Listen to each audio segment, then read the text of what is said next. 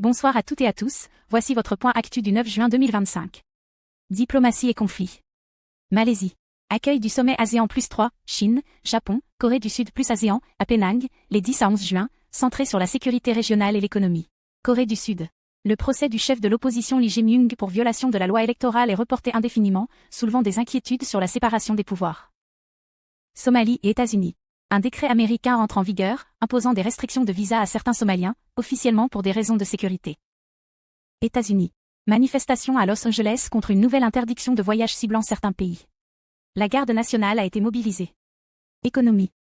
États-Unis et Chine. Négociations commerciales relancées à Londres après un appel d'apaisement entre Washington et Pékin. Les marchés réagissent positivement. Canada. Sommet du G7 à venir, discussion sur les tarifs douaniers, l'Ukraine, la transition énergétique et l'économie mondiale. Afrique, focus FMI.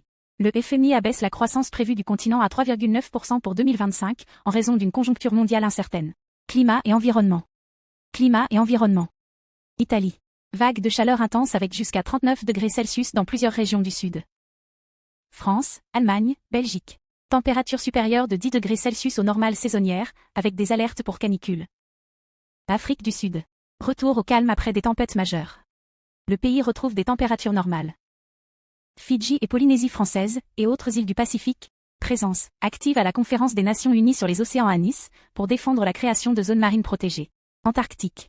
Un séisme de magnitude 7,4 a frappé récemment le passage de Drake, proche Antarctique, sans dégâts signalés.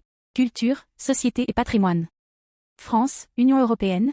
Célébration des 40 ans de l'espace Schengen, retour sur les bénéfices de la libre circulation entre pays européens. C'était tout pour votre point actu du jour, bonne soirée à vous et à très vite.